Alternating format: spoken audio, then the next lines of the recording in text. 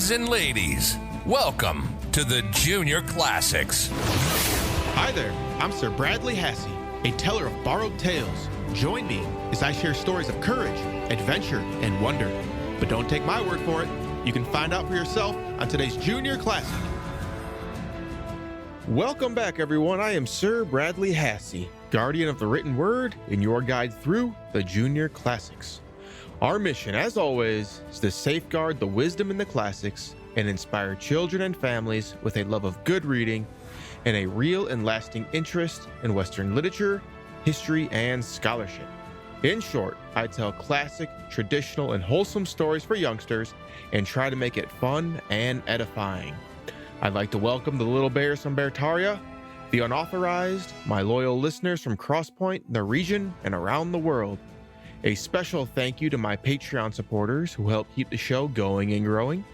If you like what we're doing, creating stories for the good of your kids, please support us on Patreon for $5 a month or subscribe to unauthorized.tv. Go to juniorclassicspodcast.com and click on the Patreon link. Okay, today we continue our series, Tales from Europe, with another French tale called The Golden Blackbird by Paul Sebillot. Our geography highlight this week is the Great Smoky Mountains. Now, this doesn't have anything to do with our story today, but our family vacationed there recently, so I thought it would be fitting to share about it. The Great Smoky Mountains are a mountain range rising along the Tennessee-North Carolina border. They are a sub-range of the Appalachian Mountains. The national park is the most visited in America. It is home to the most black bears anywhere in North America and many different types of salamanders. There's hummingbirds, all kinds of different flora and fauna. The name Smoky comes from the natural fog that often hangs over the range and presents itself as large smoke plumes from a distance. Something else I learned about, which was pretty cool, was I did not know that elk were in the Smoky Mountains. I guess that elk used to always live there, and they were hunted away. And in the early 2000s, the National Park Forest Service reintroduced elk to the area, and I guess they're thriving now. So you can actually go to certain areas and see elk. I thought that was pretty cool. Okay, now it's time for Lost and Found Words! Listen carefully to these words and their meanings and try and spot them during the show. Our first word today is a bone setter. A bone setter was a person who had knowledge of natural remedies, medicine, and setting bones, but was not formally trained as a doctor. So basically a healer, but not quite a doctor. The king in our story falls very ill, and doctors of every kind could not help him. So he enlisted the help of bone setters as well. Our second word is a merrymaker. A merrymaker is a person celebrating and having a good time at a party or gathering. Then we have the word porcelain. Porcelain is a hard but delicate, shiny white substance made by heating a special type of clay with a high temperature. It's used to make cups, plates, and many types of decorations. It can also be called china or fine china. Now, the main female in our story is called the porcelain maiden. Porcelain holds water. It does not stretch. It's considered strong, hard, tough, and white, and sometimes see-through, and is made up of many properties. After reading the story, I'm not quite sure why she is called the porcelain maiden. But after you listen, maybe you might have an idea as to why, and I would love to hear your theory. Our next word is time. Now, I don't mean time as in minutes and hours. I mean time as in a plant of the mint family that grows low to the ground. It's used for cooking and as medicine. A hare or rabbit in the story is caught munching on some thyme. So he's not eating thyme like hours and minutes, but the plant thyme. And I bet some of you have thyme growing in your garden right now, or you will soon.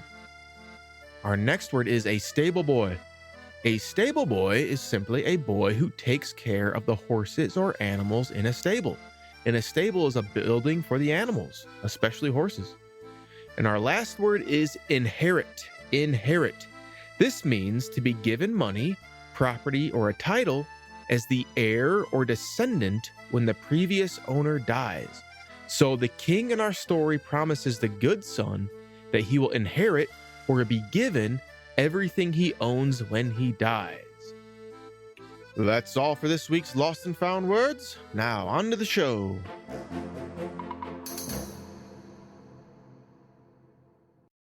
I have no special introduction to this week's story. Instead, I'm going to share a story about our vacation to the Smoky Mountains. On the way home, when we were leaving the cabin, we pulled out onto the main road and I punched in the GPS to our home address. And instead of returning the way we came, it told us to turn another way. So I was like, okay, maybe it kind of made sense because the way we came, we went to the main town first and then to our cabin. So I thought this might just be a quicker way to the highway. So after about 30 to 40 minutes of driving, the road became more and more curvy and increased in elevation, and the scenery was beautiful, but I was starting to get a little frustrated because I thought we were supposed to be on the highway and we were driving 9.5 hours that day, and I wanted to get home. Well, the roads continued to become more windy. We lost all reception, so I had no aid of the GPS anymore, or if there was a quicker way to the highway. And then all of a sudden, I started noticing sports cars come flying by from the opposite direction. Zoom, zoom. I was like, man, that's pretty cool, but where are we? And then I saw the sign, and it said, entering the tail of the dragon, next 11 miles. And I was like, okay, where are we? I'm in the car with two people who get car sick, my son, and, Melanie doesn't do that well either. And I'm not able to go really any faster than about 35 miles an hour. So as we keep on going, now we're hitting hairpin turns. Everywhere we go, it's a major curve, and there's motorcycles flying by, sports cars, and we turn the corner, and this dude has a camera, and I thought he was out there taking like nature pictures, and then he saw me and was just like focusing his camera. So I rolled down my window, I gave him, like a hang loose sign just for fun, and turned the corner, went another mile or so, and there's another guy taking a picture, and I'm like, all right, where are we? And so we finally got out of that area, and there was a couple like restaurants, bars, and like motorcycle stores.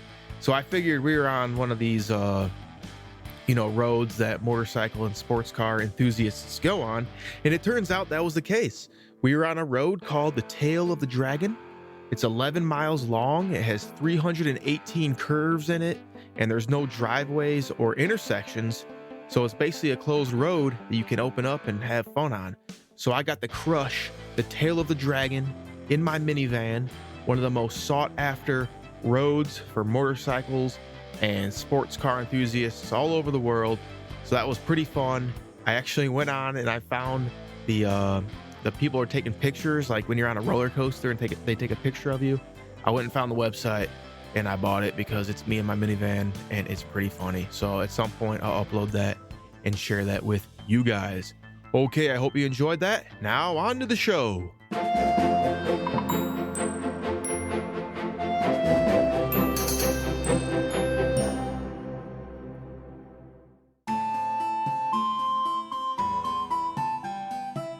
Golden Blackbird by Sebillot.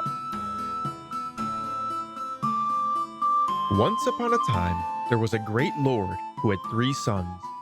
He fell very ill, sent for doctors of every kind, even bone setters, but none of them could find out what was the matter with him, or even give him any relief. At last there came a foreign doctor, who declared that the golden blackbird alone could cure the sick man.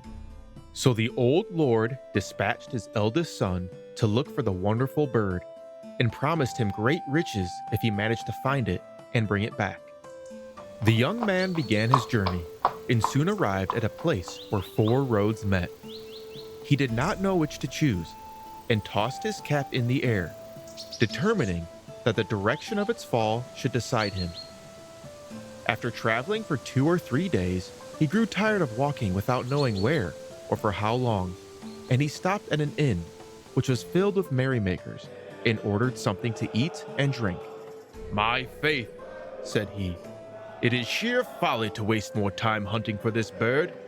My father is old, and if he dies, I shall inherit his goods." The old man, after waiting patiently for some time, sent his second son to seek the golden blackbird. The youth took the same direction as his brother, and when he came to the crossroads, he too tossed up which road he should take. The cap fell in the same place as before, and he walked on till he came to the spot where his brother had halted. The latter, who was leaning out the window of the inn, called to him to stay where he was and amuse himself. "You are right. Who knows if I should ever find the golden blackbird, even if I sought the whole world through for it. At the worst, if the old man dies, we shall have his property." He entered the inn, and the two brothers made merry and feasted, till very soon their money was all spent. They even owed something to their landlord, who kept them as hostages till they could pay their debts. The youngest son set forth in his turn, and he arrived at the place where his brothers were still prisoners. They called him to stop, and did all they could to prevent his going further. "No, my father trusted me, and I will go all over the world till I find the golden blackbird." "Bah! You will never succeed any better than we did. Let him die if he wants to. We will divide the property." As he went his way, he met a little hare, who stopped to look at him and asked, "Where are you going, my friend?" "I really don't quite know. My father is ill, and he cannot be cured unless I bring him back the golden blackbird. It is a long time since I set out, but no one can tell me where to find it." "Ah, you have a long way to go yet. "And how am I to travel such a distance?" You will have to walk at least 700 miles before you get to it. Mount on my back, and I will conduct you." The young man obeyed. At each bound, the little hare went 7 miles, and it was not long before they reached a castle that was as large and beautiful as a castle could be. The golden blackbird is in a little cabin nearby, and you will easily find it. It lives in a little cage, with another cage beside it made of all gold. But whatever you do, be sure not to put it in the beautiful cage, or everybody in the castle will know that you have stolen it. The youth found the golden blackbird standing on a wooden perch, but as stiff and rigid as if he was dead. And beside was the beautiful cage, the cage of gold. Perhaps he would revive if I were to put him in that lovely cage, thought the youth.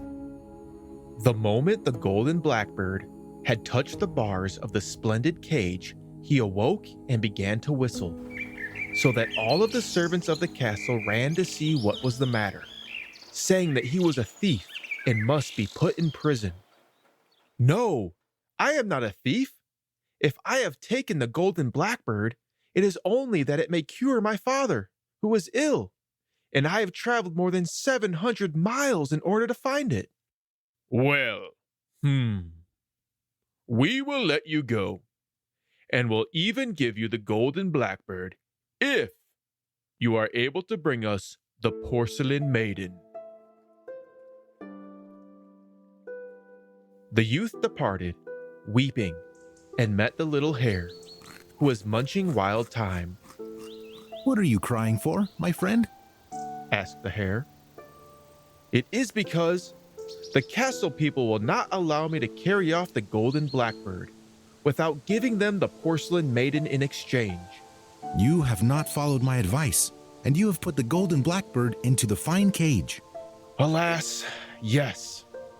"Don't despair. The porcelain maiden is a young girl, beautiful as Venus, who dwells 200 miles from here. Jump on my back, and I will take you there." The little hare, who took 7 miles in a stride, was there in no time at all, and he stopped on the borders of a lake. "The porcelain maiden will come here to bathe with her friends.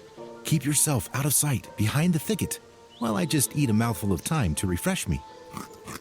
When she is in the lake, be sure you hide her clothes, which are of dazzling whiteness, and do not give them back to her, unless she consents to follow you." The little hare left him, and almost immediately, the porcelain maiden arrived with her friends.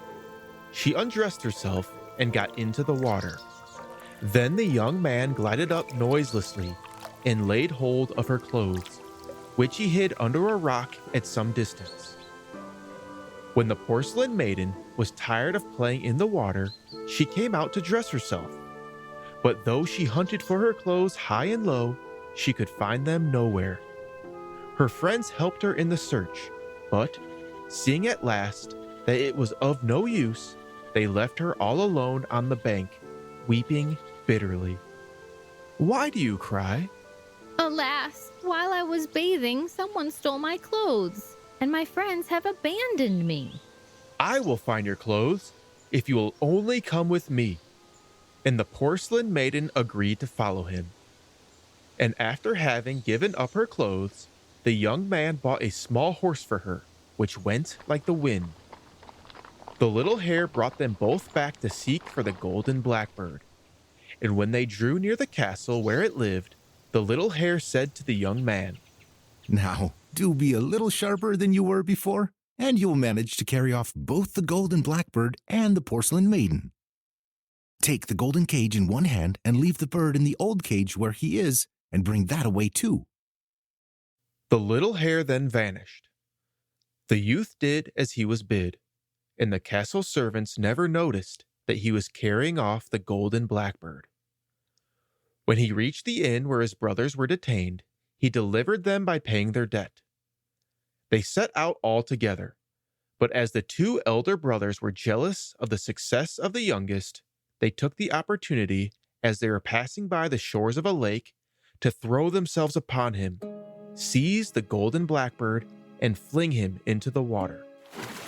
Then they continued their journey, taking with them the porcelain maiden, in the firm belief that their brother was drowned.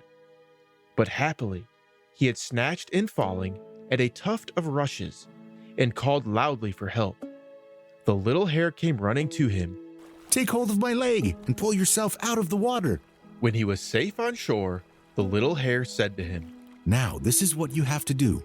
Dress yourself like a Breton seeking a place as a stable boy, and go and offer your services to your father.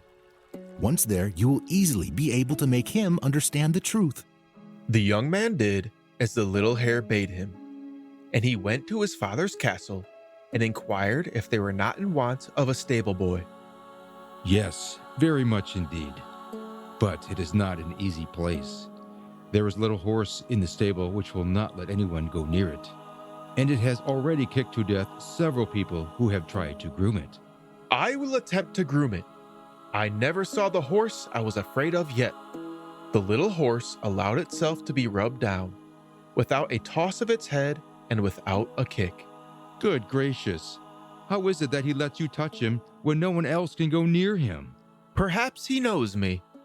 2 or 3 days later, the master said to him, "The porcelain maiden is here, but though she is as lovely as the dawn, she is so wicked that she scratches everyone that approaches her.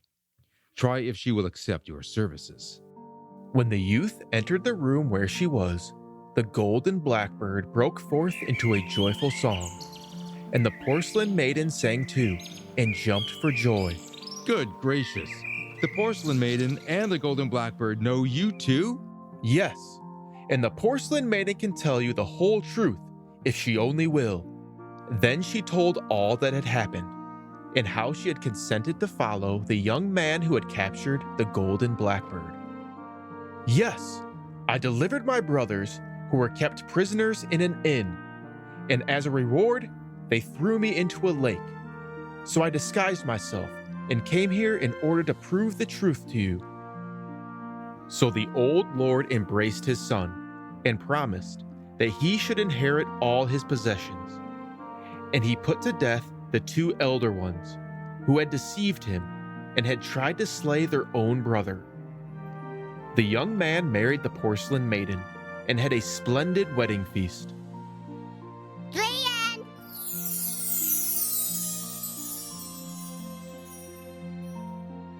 Another great story with a happy ending. I'm always glad when that happens. What stuck out to me in the story was when the older brothers were lured by the amusement and entertainment of the inn, instead of staying focused on their mission to help their father. Now, this reminded me of the story Pilgrim's Progress. This was a movie based on the story Pilgrim's Progress that my family watched recently, and Christian, the main character, is on a journey to reach the Celestial City. This clip from Adventures in Odyssey describes the scene. And soon Christian sank to his knees under the great load on his back. Someone help me, please! Suddenly, a man appeared in front of him. Now, what's the matter? Huh? Who are you? Well, my name is Evangelist. Where did you come from? Oh, we're always popping up. Too much according to some people. Now, what seems to be the problem? Well, this book says that the city and country are going to be wiped out, and that I should run for safety. Well, then why are you standing here? Run! I don't know where to go. Is that all? You need to go to the Celestial City. Celestial City? Right, the place of ultimate safety and rest. Of course, getting there is no picnic. The journey is very dangerous, filled with many enemies. Enemies? Yeah. Oh, and they won't let you in with that smelly load on your back. I've been trying to take it off, but I can't. Well, of course you can't. It has to be removed for you. Removed for me? Yep. Can you do it? Nope. Then how can Head for the Celestial City and you'll find out. How do I get there? Well, you see that blinking light in the distance there? Across the field? Uh-huh. Now, when you cross the field, you come to a path. Follow the path to get to the light. Then you'll be told what to do. Well, don't just stand there. Get going. Yes, sir. Thank you. And make sure you stay on the path. Don't turn away to the right or to the left. Godspeed.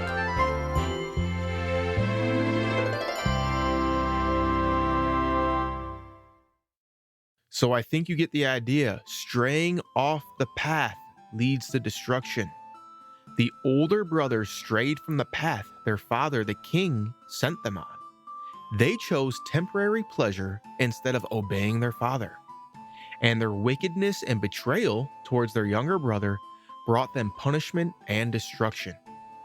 When the youngest brother finally made it back home and the truth came to light that he alone was responsible for retrieving the golden Blackbird, he was rewarded with his father's inheritance and married the beautiful porcelain maiden. Remember, junior scholars, the world will offer you many temptations and temporary pleasures. You must stay on the path. Focus on the mission.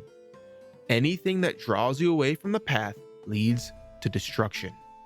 That's all for this week, junior scholars. Until next time, I am Sir Bradley Hasse. Be brave, be loyal, and speak the truth. Now, for you parents out there, I want you to understand why we are doing this, what we are trying to achieve, and how you can help us. This is a rescue operation to preserve the classics and the wisdom within before it is lost forever. Our goal is to inspire children with a love of good reading by safeguarding and breathing new life into the greatest stories in history, and empower you, the parents, with a resource you can trust to enrich your child's mind and spirit. We don't want these stories and the wisdom within to be forgotten, so our children don't have to learn these lessons on their own. The most important thing you can do for us is to spread the message and tell others about these stories and what we are doing. If you want to donate, we would love that as well. My promise is that 100% of donations will go to building the impact and quality of the Junior Classics. If you have feedback and thoughts on how we can do things better, please send an email to juniorclassicspodcast@gmail.com. Listening to Junior Classics. And now the sound of the apparition.